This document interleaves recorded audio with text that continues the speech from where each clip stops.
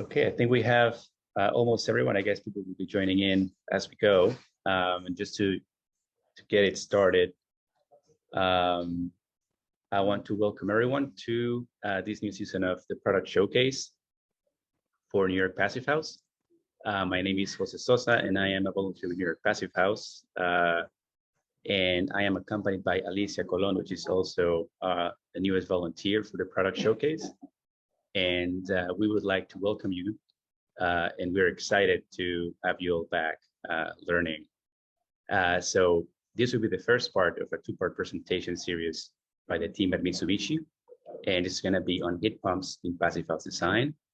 We will be going back to basics and discuss the passive house standard and principles and tie this with design considerations when applying heat pumps in our passive house projects. The second part for this presentation, which will be more technical, it's going to be October 7th. And just a quick presentation on the presenters today. We're going to have Ian Nelson, who is the commercial regional sales manager at Mitsubishi, covering New York City metro area. Ian has a bachelor's and master's degree in engineering and has extensive experience in green infrastructure and resiliency projects within New York City.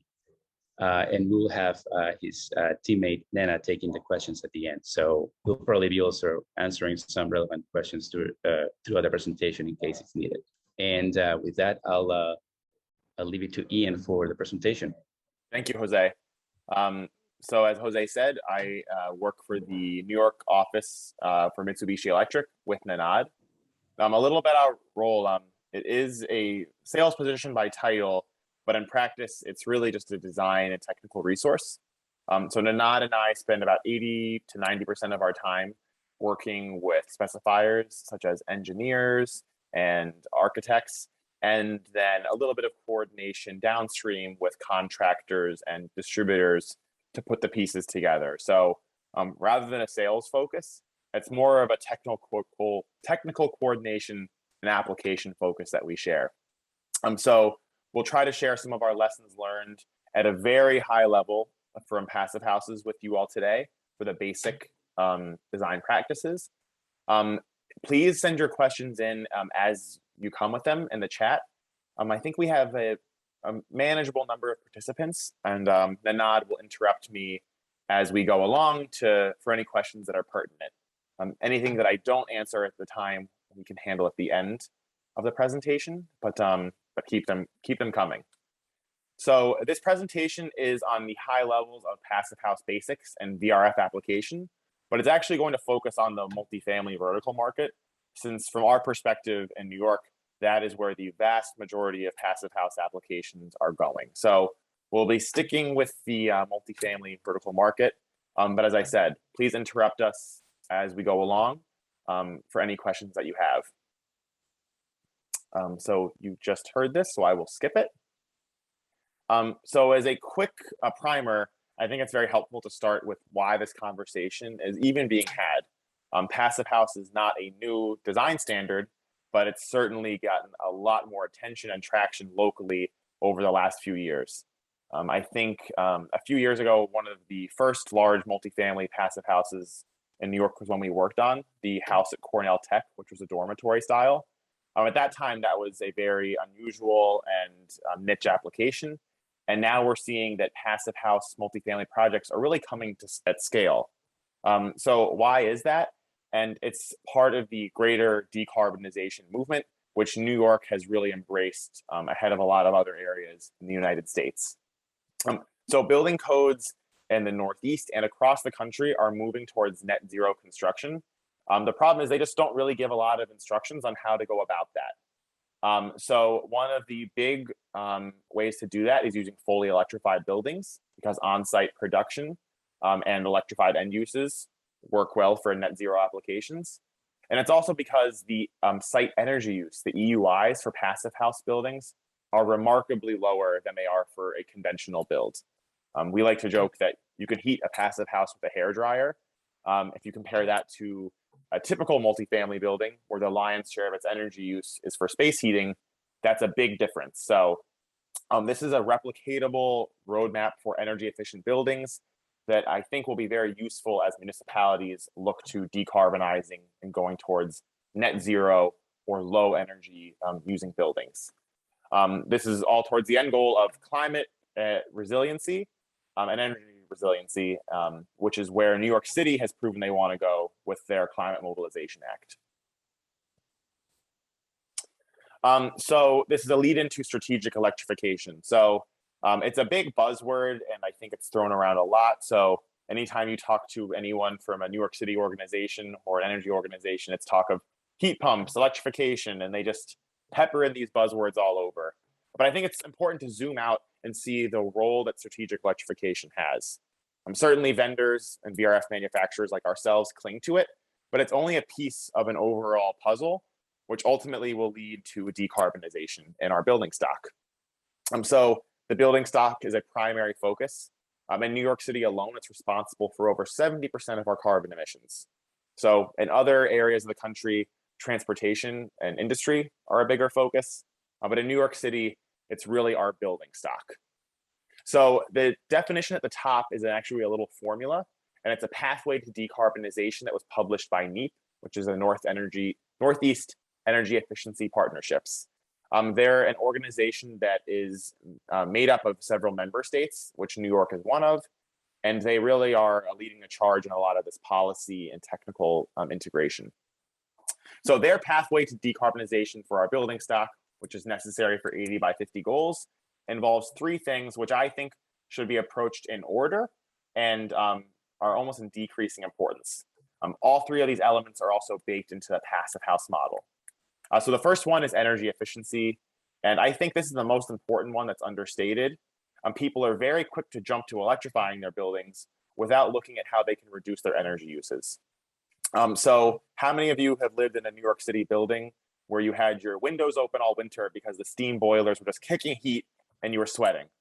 So I've definitely done this in several properties I lived in New York. They said, well, no one complains about being too hot. They complain about being too cold. So when I lived in Stuytown, people ran their air conditioners all winter. In other apartments, people had their windows open. So that's an example of how our buildings have very high load profiles, which aren't necessary. If we can increase our energy efficiency, that's the first step. Require less energy on site, which passive house projects are excellent for, using insulation, smart operations to reduce those loads. The next point is renewable electricity. So obviously fossil fuels are not a renewable energy source. So our grid is made with those. It has a lot of carbon associated with it. It makes it our dirty electrical grid. So we want to put renewables on the grid so the sources of our electricity are clean. New York State's made a big push on this. There are several wind projects off the coast of Long Island, which are currently contracted and in development. They have a massive run of conduit from Canada to bring clean hydropower. And there's a lot of contracted solar upstate, which are in an effort to reach Governor Cuomo's, the former governor's goals of a 70% renewable grid by 2030 and 100% renewable grid by 2040. So low loads, clean grid. The last step is strategic electrification, where heat pumps come in. And that means powering our end uses on site with electrified sources such as VRF, heat pumps, electric cooktops, electric water heaters, instead of their conventional site fossil fuel uses of the past. So all these things come together are the formula to reduce the carbon emissions of our building stock. So these are just some headlines you see at the bottom. These are all different legislation, both proposed and accepted, for how member cities, states, countries are going to get to these aggressive 80 by 50 carbon reduction goals. The one at the bottom I want to highlight, it talks about Cuomo's Green New Deal. That's part of the legislation which brings those renewables to New York State and promises a 100% carbon-free economy by 2050. Local Law 97 is part of the Climate Mobilization Act. That's the New York City component, which, among other things, is fining building owners for having high carbon emissions. And then above that is a little screenshot of the CNCA, the Carbon Neutral Cities Alliance. This is an international organization of member cities, several Scandinavian ones, New York City, Washington, D.C., several innovative Asian metropolitan areas, all pledging towards aggressive carbon reduction goals. So I think we're seeing trailblazing cities such as San Francisco, Seattle, New York City leading the charge in the US, but it's only going to grow to more markets. So that's why now and how electrification fits into the picture. So passive buildings are starting to become mainstream. As I said, we saw a niche few projects going on a couple of years ago, and now we're seeing lots of developments to scale, which have proven to be cost effective for passive houses. So these projects make sense on their own merits. They're not just expensive pilot projects anymore. 13 states have committed towards using these and their low-income building stock for future development, with many more on the way. So it's certainly becoming mainstream, and it's because a real cost case can be made for it. Building owners see that it doesn't really cost all that much more, if anything, to build a passive project. It just requires greater coordination. So on that tangent, as this gets more mainstream, the industry has seen that, at least in the United States, we need a little more uniformity on how we apply passive design. As you know, there are several different passive organization groups, different rating systems. So ASHRAE is working towards developing a US passive standard that local municipalities can write into their codes. So I expect to see a lot of this at the next code cycle in 2026 in certain markets. And we see it growing from there as states go towards their benchmarks of 50% carbon reductions by 2030 and 80% by 2050. One of our colleagues, Nanad and I, her name is Kimberly Llewellyn. She is actually a member of this ASHRAE technical working group that is helping to develop the standard. So if you have any questions on this standard, feel free to shoot them over to us. If we can't answer them, we can certainly loop in our colleagues that are more knowledgeable. So the takeaway, though, is that this is certainly going mainstream and it's a growing trend. So I think all of you are in the right place with your participation in New York Passive House. So now I'm going to go to a few passive building basics. I'm not sure of the comfort level in the room with passive technology, but I'll be approaching these at a very, very high level. If you have any more specific questions, feel free to enter them into the chat and we can tackle them there. But right now I'll be sticking to the basics. So I want to give a quick high level overview. As you can see on the left, these are a lot of the passive house fundamentals which reach towards those goals of ultra low energy usage. So a mixture of daylighting to get free lighting and reduce lighting energy usage, while also using shading to reduce the cooling loads and cooling months. On the air side, balanced energy recovery or heat recovery on all ventilation with high efficiency. Ultimate air tightness, super low leakage rates, which are resulting in almost no infiltration. Thermal control, no thermal bridges on your building. So your window assemblies, wall assemblies, everything have no thermal bridges, which are really the weak spots of the building envelope. Past that, high performance insulation. Ways to manage your moisture. If your envelope is extremely tight, you also typically have higher occupant density because these are often low income households. So you have how do you handle that moisture generation if it can't escape through infiltration? And then from there, there's a mechanical standpoint, how your mechanical systems perform for these buildings which have very unconventional load profiles. As we'll get into later, the mechanical design is much more challenging on a passive house because your ratio of ventilation to latent cooling to sensible cooling are much different, and a conventional system often won't be able to meet those loads in a way that's efficient and meets occupant comfort. So there are a lot of moving pieces here, and the traditional way of designing a building in New York City that's been used for many years won't work for it. A siloed approach where an architect gives a brief narrative, electrical designers, mechanical designers, plumbers, they all do their thing separately. And then the contractor bids it with what he thinks is most affordable. That cobbled together approach really won't reach the goals for passive house buildings. It won't come in on budget, and it won't meet all of these goals because integration from the designers is ultimately needed.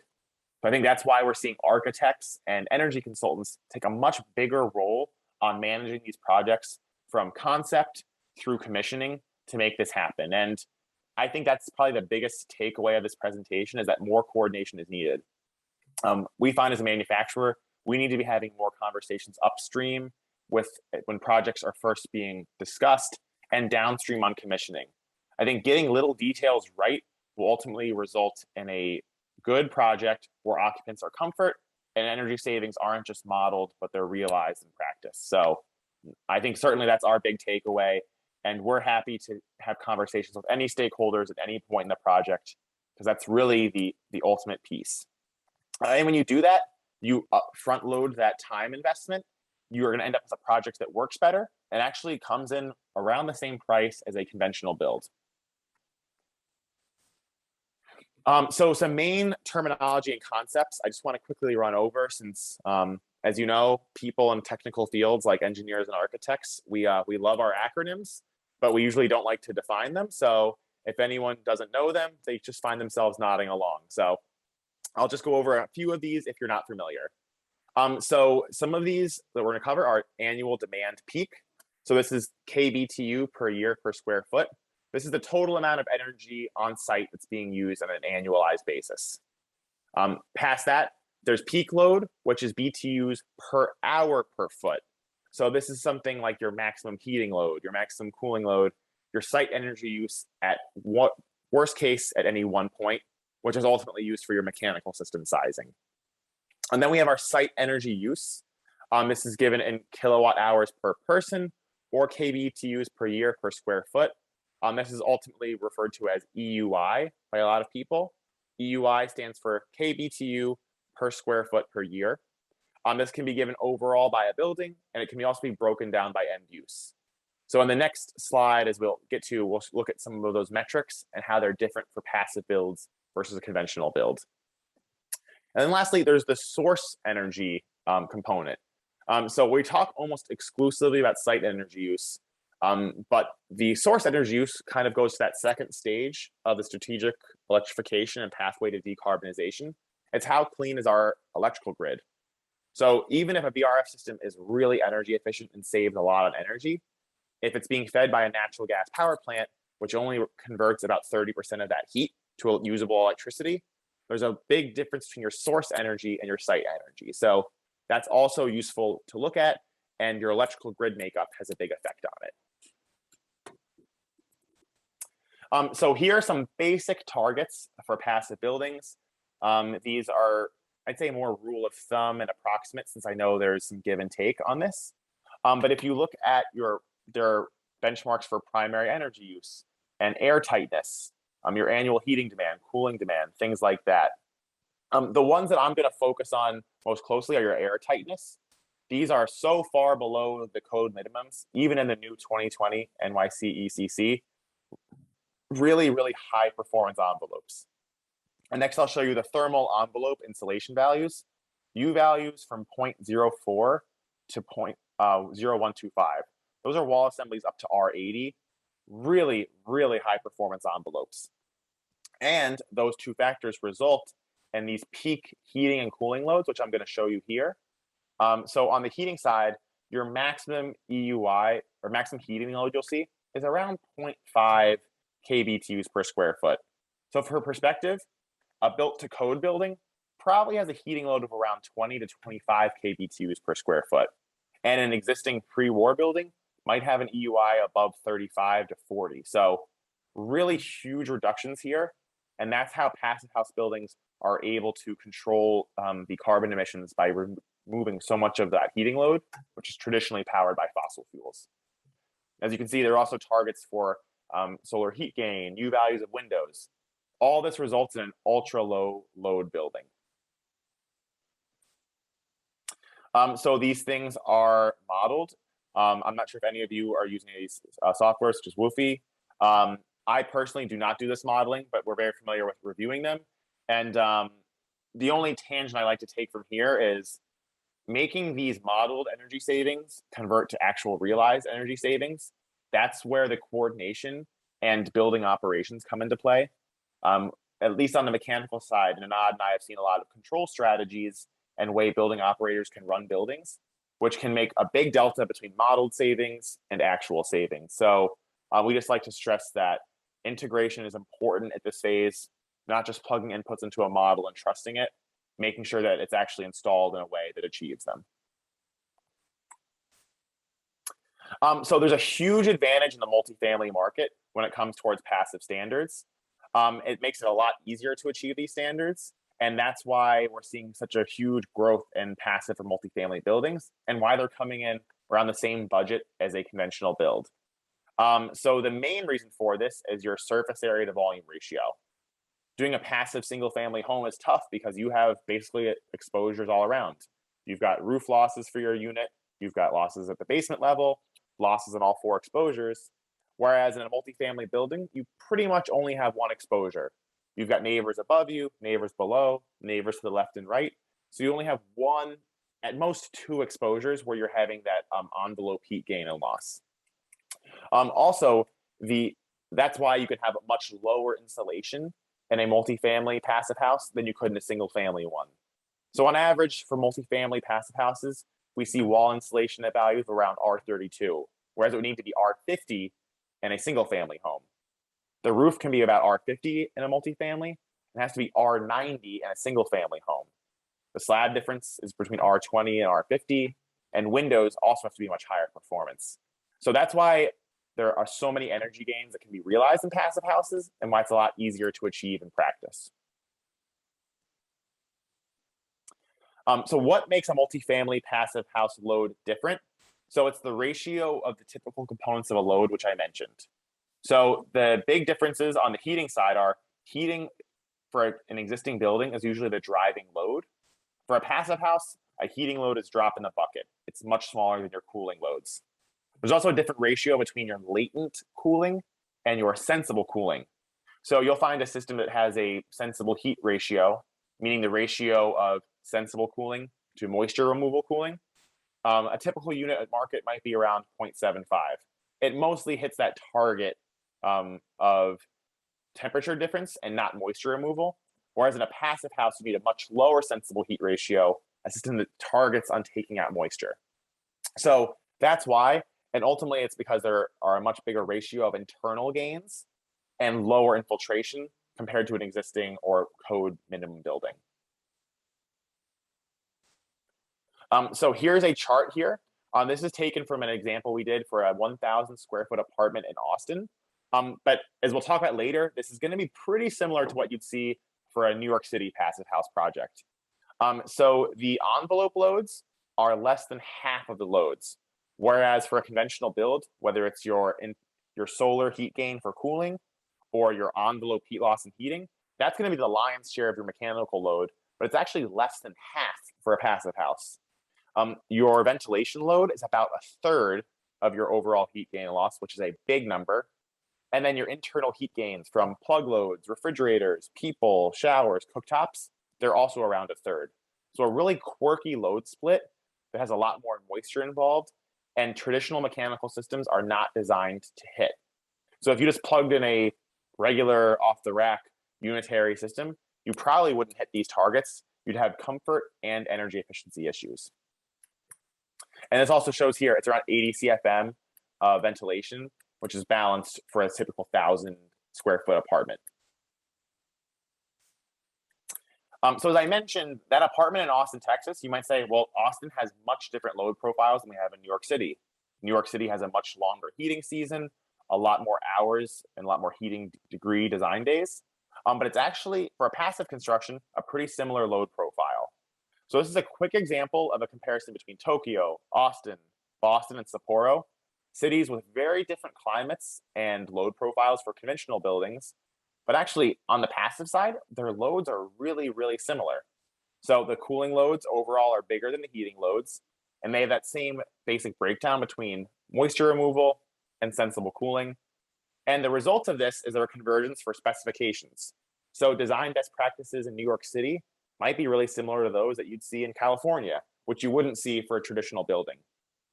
This also is a target that I think manufacturers such as Mitsubishi and others have to hit. And it's a little bit of a weak spot in the market. I think that in the US, we ask for every single product that we want, and we're frustrated where the factories for these major companies don't respond.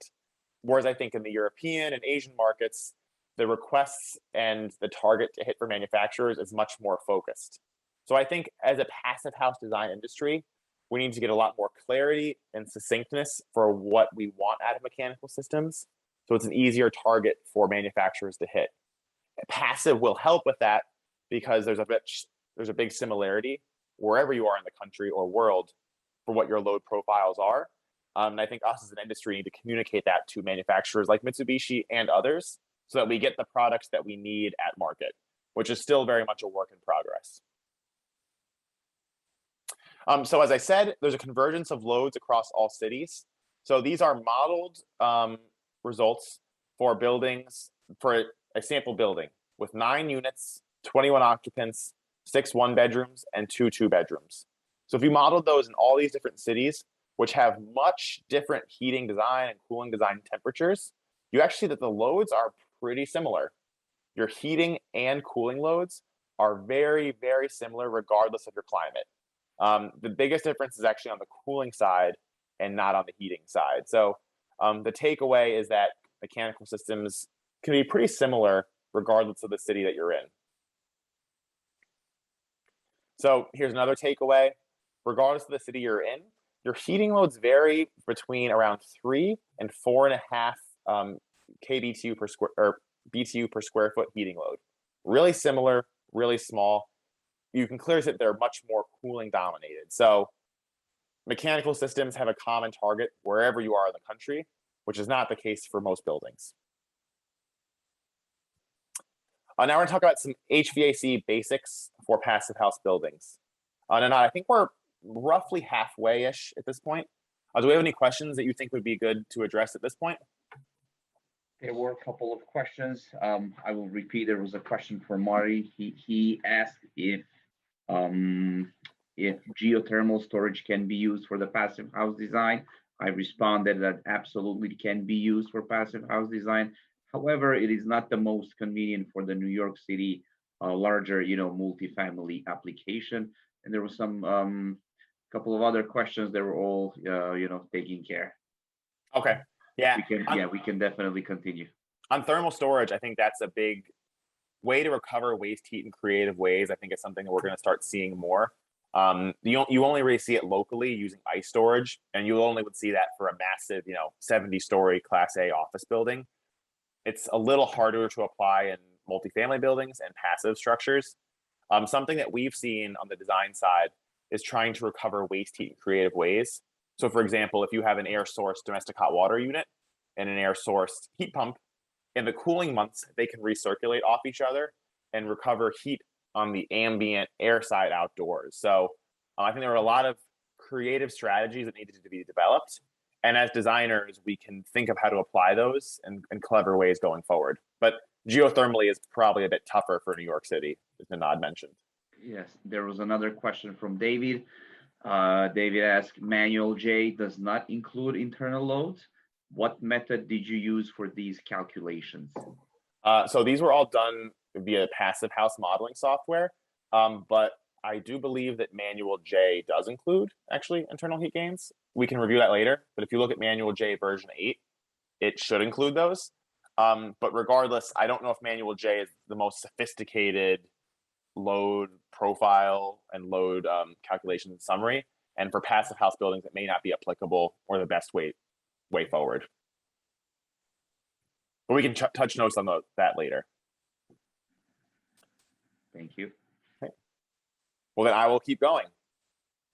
So as I mentioned, when you're designing the heating, cooling, ventilation systems for passive houses, it's much different than it would be for a traditional build. So the first point is the loads are very, very low. They're cooling dominated, and you need really low sensible heat ratios. So again, for anyone not familiar, there are 2 types of cooling essentially in a space. There's cooling that shows up on the thermostat that reduces the temperature from 78 to 72 degrees. That's your sensible cooling. And then there's your latent cooling or your latent heat removal. And that won't show up on the thermostat, but it shows up on the relative humidity in the space. So a typical single family house, typical built to code multifamily building, the sensible heat ratio you'd see is around 0.7. 70% of your cooling capacity is for that sensible that lowers the temperature on your thermostat. And around 30% is your latent, the amount of cooling that reduces your relative humidity and not your temperature on the stat. So for a passive house, it's a lot closer to 0.6 or even lower, where you need a lot more moisture removal and a lot less of the temperature sensible cooling. Ventilation is also critical. Passive houses need balanced ventilation with heat or energy recovery, and they have to have ultra low leakage rates and ultra high efficiency. So when you talk about all these mechanical systems you're putting in there, say, well, what about access? For you as architects, you really have your work cut out for you. So these units are really small. You're gonna see bedrooms under 100 square feet typically. Overall, one bedroom apartments, 400 square feet or under. And yet you have to figure out a way to put in an ERV or HRV. You have to put in a fan coil unit often for each zone. You might need a supplemental dehumidification system. All of these things take up ceiling space and require access. So you've got to figure out a way to fit all of that. And then distribution can be a challenge. Your loads are so small, you might only have 1,000, 2,000 BTUs in a bedroom. So people are often tempted to say, well, why don't I have just one unit conditioning the whole apartment? Well, if you do that, you have to figure out a way to get your airflow and your cooling and heating in each of these spaces, which can be challenging. So ultimately, you as designers really have your work cut out for you. And we'll talk about some of those challenges going forward. So I'm now going to transition this into VRF system basics. I'm not sure what the overall familiarity is with VRF among the crowd, but it's become, at least lately, kind of the de facto choice for mechanical systems for passive house buildings. There are a few reasons for that. One of the reasons is that they are electrified buildings, which are highly efficient. So on the heating side, you have a COP of 4 or more annualized at times, which means they're 4 times more efficient than electric resistance heat. So even with a dirty New York City grid the way it is today, these are much cleaner systems and much more energy efficient than even a natural gas boiler. As the grid gets cleaner, it'll even become more so. Other reasons why they're being applied are they have the ability to do simultaneous heating and cooling. So you have really weird scenarios in passive house buildings where you might actually be in air conditioning mode and cooling mode when it's 30 degrees outside. But in New York City, the law says you have to be able to provide heat when it's either after a certain month or the temperatures go below a certain point. So a VRF system is a single system that can provide heating and cooling in those weird conditions. And then after that, these systems turn down very well. They have inverter-driven compressors.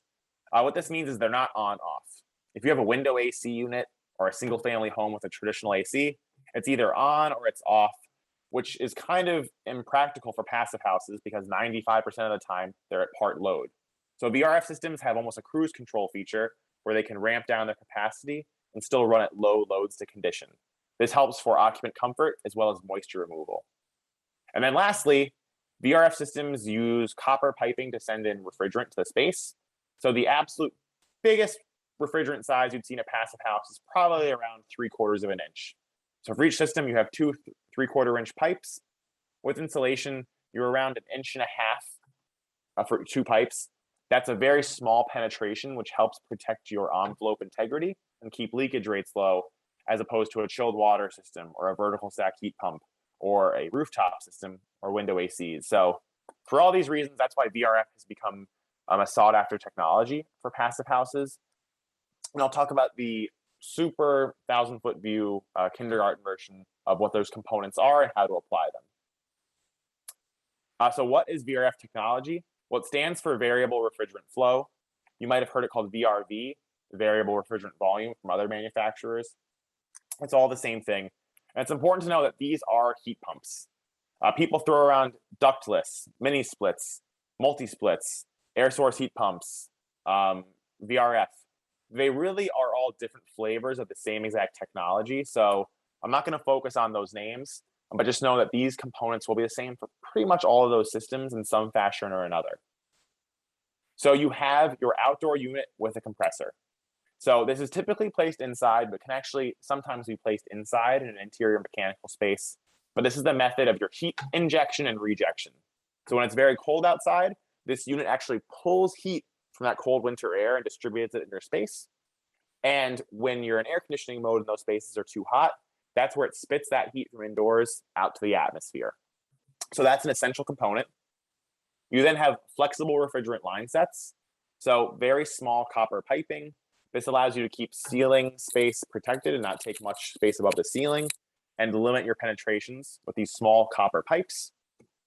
And then a fan coil unit for each zone. So each bedroom in an apartment will most likely get a fan coil unit that has refrigerant sent to it as a way of heating and cooling the space. The V in VRF stands for variable, and this is because it's not just an on or off system. It varies the amount of cold or hot refrigerant that it sends to the space to adjust for the loads at different loads. So at this point, in this way, it runs more often than a traditional system would. It's better at removing humidity and better at maintaining comfort. So as I mentioned, mini split versus VRF, what's the difference? The takeaway is not much, a lot of semantics. We certainly can go into more details if you have questions on it after, but they're really very similar pieces of equipment, and they just have certain niches which makes them make more sense in certain applications than others, depending on your building. So they're both inverter-driven heat pumps. This means they can vary their capacity, provide heating and cooling throughout the entire New York City heating and cooling season. The big difference is size. When they talk about mini splits, ductless, multi-splits, those are typical smaller systems, which are under 65,000 BTUs per hour, whereas VRF are larger systems. So a good way of thinking of it is if you have an individual system for each apartment, that's most likely your mini split variety. If you have larger systems serving multiple apartments, that's probably going to be VRF. For multifamily in New York City, we're seeing most of them be VRF because the loads in each individual apartment are so small. It doesn't really justify having your own individual split system or your own individual mini split. So that's why we're seeing more large VRF serving multiple apartments in multifamily passive house buildings.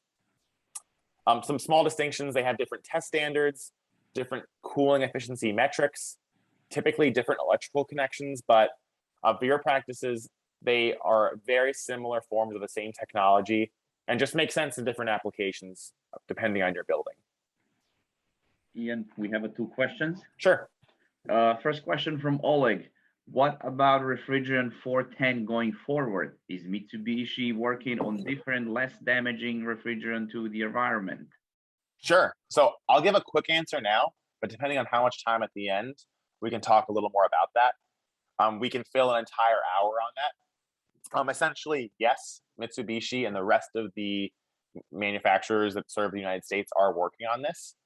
Most likely that refrigerant will be an A2L refrigerant, something like R32 or R454B.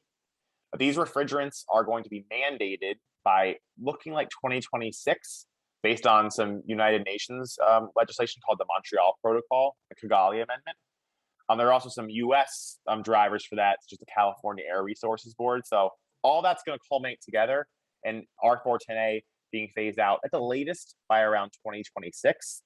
And the reason for that is because R410A has a high GWP. GWP stands for global warming potential. So it's a ratio of how much CO2 that refrigerant equates to. So R410A is used in heat pumps, ultra energy efficient. It helps reduce carbon emissions on the energy use side. But if R410A is released into the atmosphere, it has a GWP of nearly 2,000.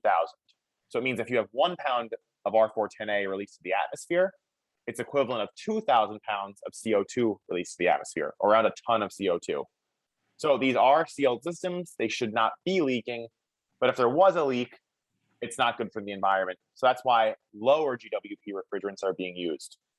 And the challenge with those is that the A2Ls are actually slightly flammable.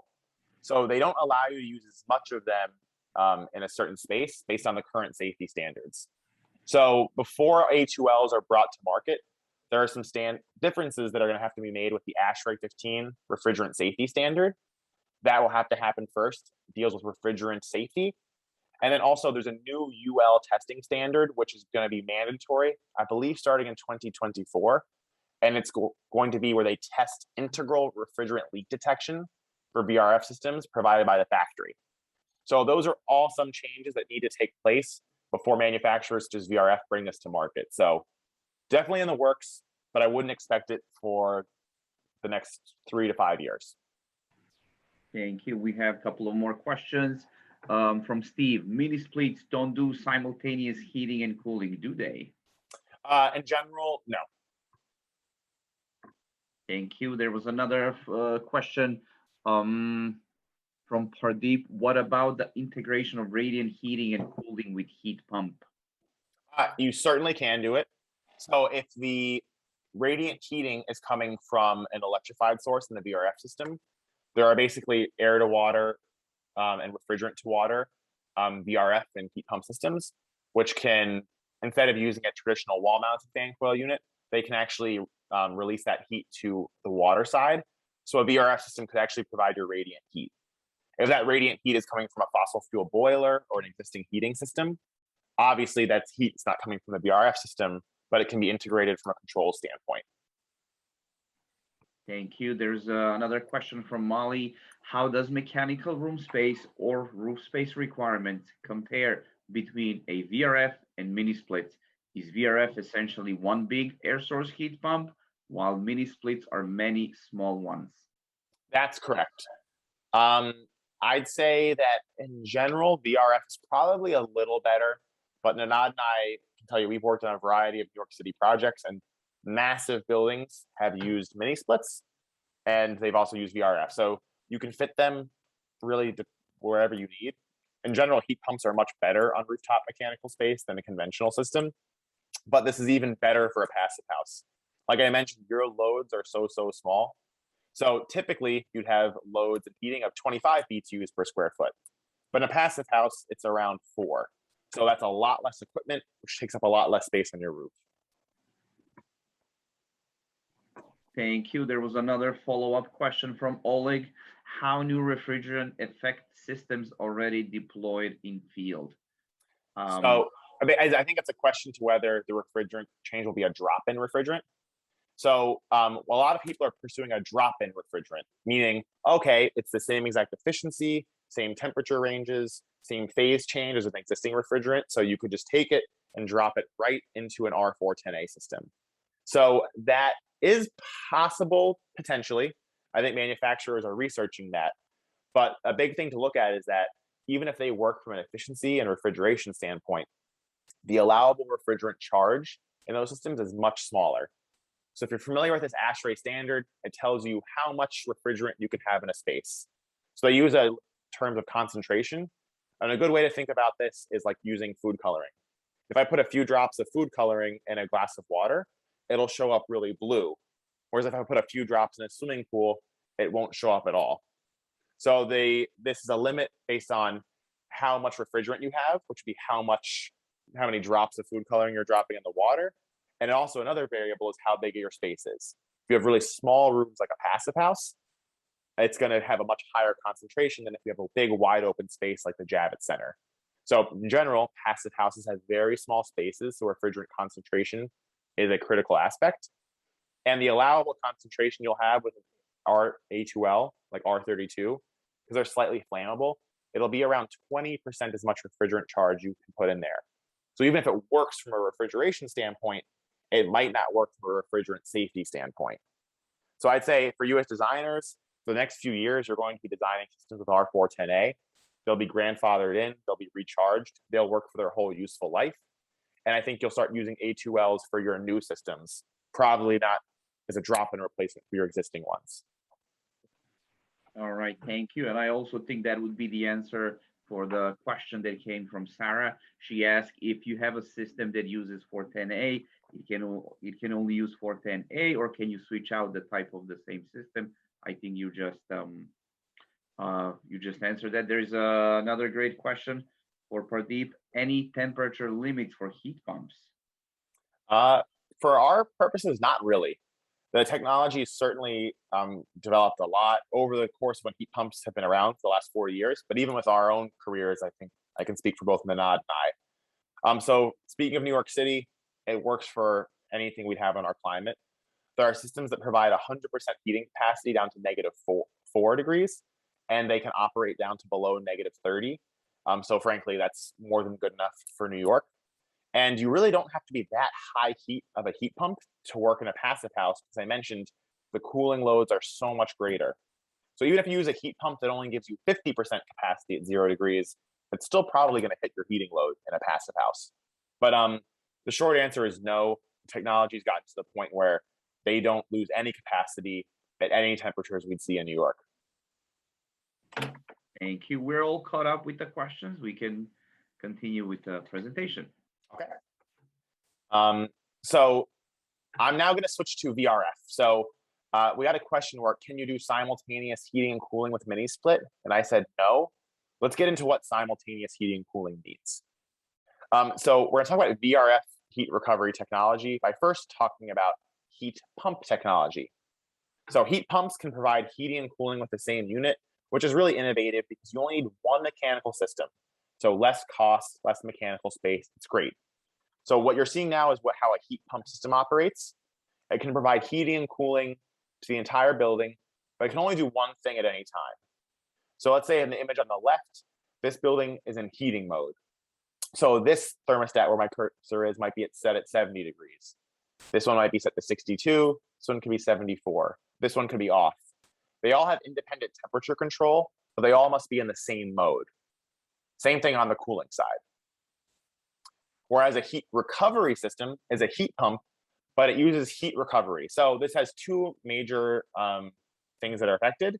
So it, first of all, recovers energy and is even more efficient system.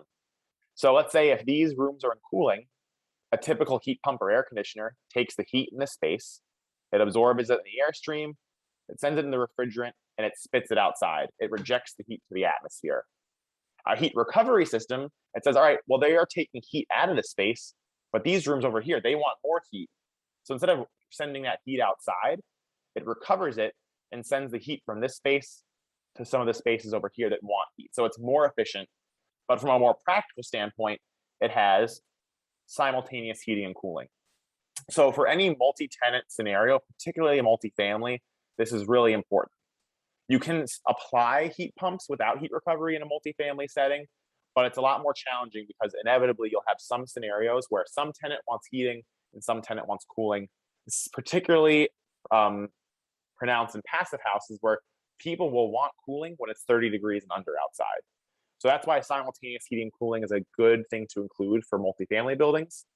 When it isn't, you'll either have comfort issues where people say, hey, I want cooling and I can't get it because someone else isn't heating, or you have energy efficiency issues where systems are constantly changing between heating and cooling and you lose a lot of efficiency. So that's the main difference on the heat pump side versus heat recovery side.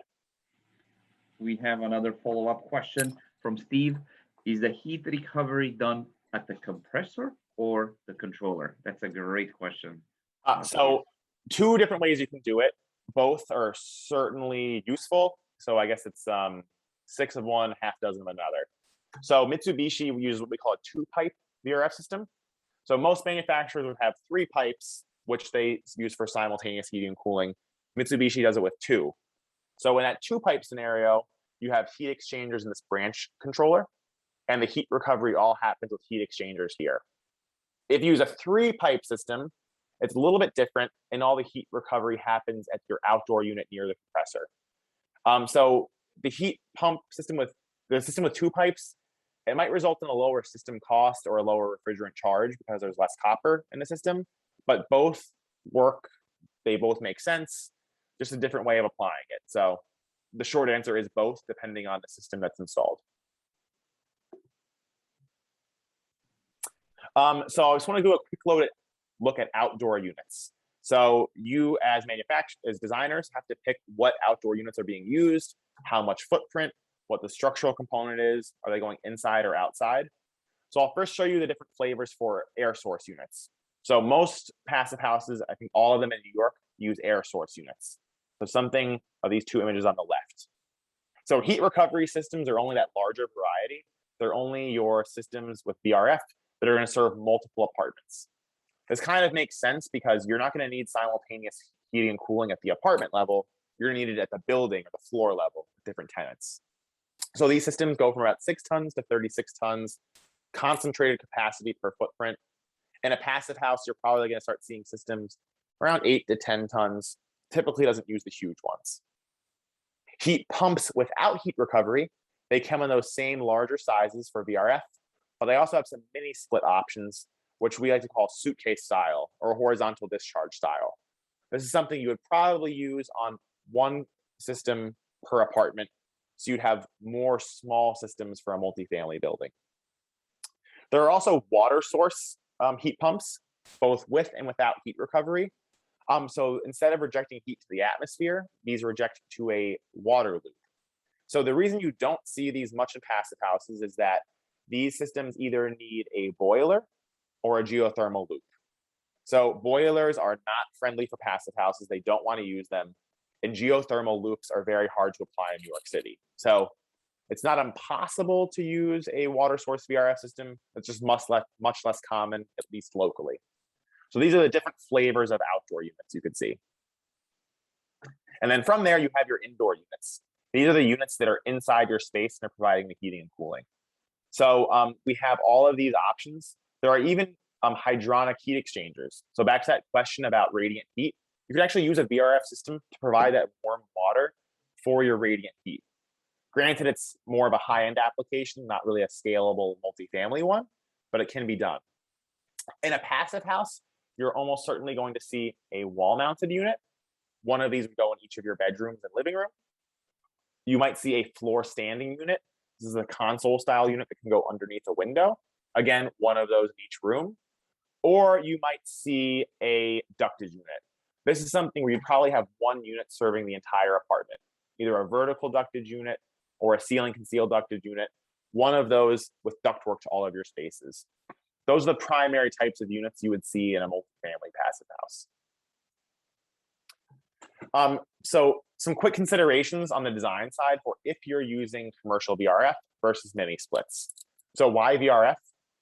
Typically, they have longer piping lengths and they have bigger capacities. So bigger capacities for bigger buildings, grouping multiple tenants. They have different electrical draw. You use 3-phase power instead of for the larger systems. On the design side, this is more for the electrical engineer. That's something to be aware of. A very important consideration for architects, though, is tenant billing. So in passive houses, they are typically affordable housing units. And as the rules exist today, tenants need to get free heat. So this could change in the future. HPD is working on this with the DOB. This actually might go away where affordable tenants can pay for their own heat and actually just get a rent credit. But until then, as things are today, if you're designing a passive house in an affordable population, you have to give the tenants free heat. But you still might want them to pay for their cooling. So when you have a VRF system, it's serving multiple apartments, you'll have to use something called tenant billing. It's a software system that charges tenants for their cooling, but not for their heating. On the flip side, if you're using a mini split system, a dedicated condenser per apartment, it's hard to know where you put that electrical panel.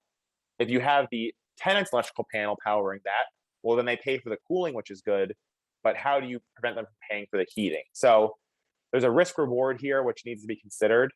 Ultimately, for passive houses, this usually results in using VRF, the larger systems, but it's something that could change going forward. Within that, mode changeover.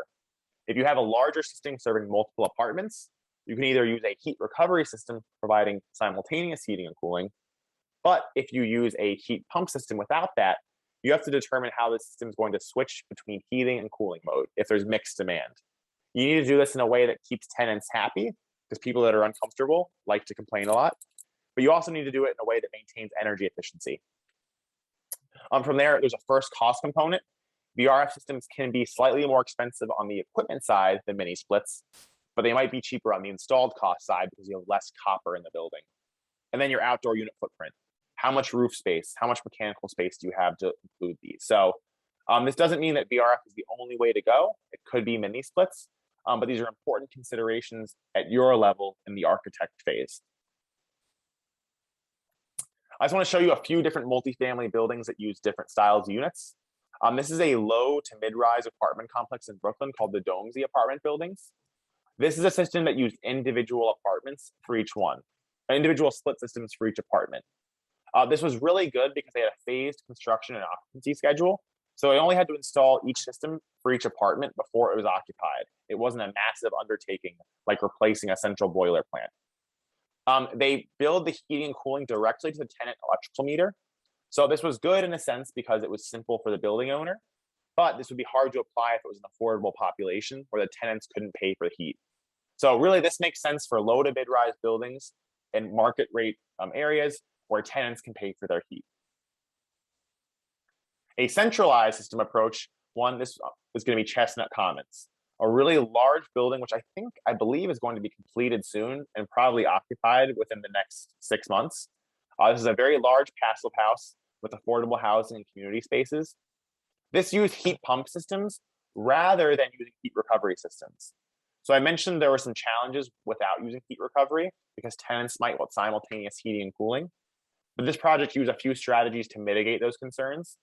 They have limited diversity.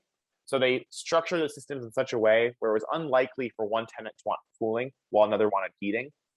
And they also had a mode changeover strategy where this one is changed between heating and cooling in a way to keep everyone happy. And then you also had tenant paid heating and cooling and a solar array over the outdoor units.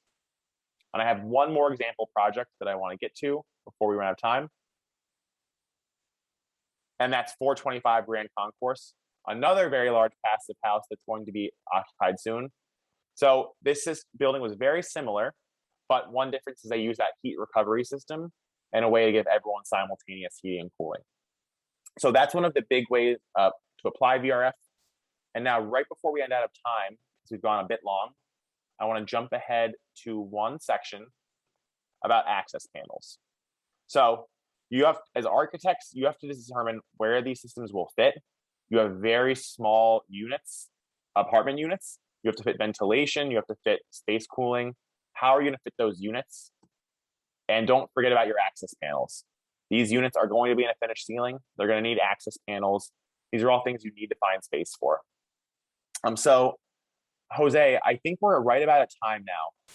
I could talk a little bit more about air distribution. I could talk more about ductless versus ducted, but I want to be respectful of everyone's time. Should we cut this now and just send this out save this for the next presentation? So I have a couple of minutes before a meeting I do have to go to, so I guess we could stay a little longer, maybe 5 more minutes. Sure. If everyone is okay with it. Well, so what I'm going to do is I'm not going to give these slides their due diligence. I'm going to talk about what I would talk about, so that when Nanad and I give our contact information at the end, it might jog some questions. So other considerations for designers, you need to think of the controls in the space. So the tenants have to have controls that are simple, which basically keep them from complaining. You also have 10 building level controls. These are things that are used for maintenance and operations to ensure the systems are working well. And this can also be used for integrating other equipment, remote access, and figuring out how much energy each tenant is responsible for. So you can send them a bill for their cooling and not their heating. One important point here is that our systems have developed a system where we can distinguish the energy used for cooling versus heating. This is kind of a new novel concept, which makes it much easier to apply in affordable housing projects. You need to figure out where you're going to locate systems, your access panels, as well as air distribution. This is a design I'm going to show you, which is terrible. Some people say, well, the loads are so small. I'll just put one ductless unit in the living room, and I'll have some transfer air grills to send that heating and cooling into bedrooms. That's something that really doesn't work well in passive houses and will result in a lot of issues. If you're using a ducted unit, how are you going to use ductless versus ducted? In general, ducted units are 1 per apartment. Ductless are 1 per room. You can see here, ductless, 1 per room. Ducted, 1 per apartment. And you have to figure out where to locate all of that ductwork for both heating and cooling and ventilation supply. As you can see, it's kind of a spaghetti monster mess of ductwork, which falls on you as the architect to figure out how to fit that in a very small space. And then here, quickly talk about some new products that are coming to the market. VRF manufacturers are seeing this growing trend for high performance buildings. So speaking for Mitsubishi, a few products that are coming to market are a domestic hot water heat pump.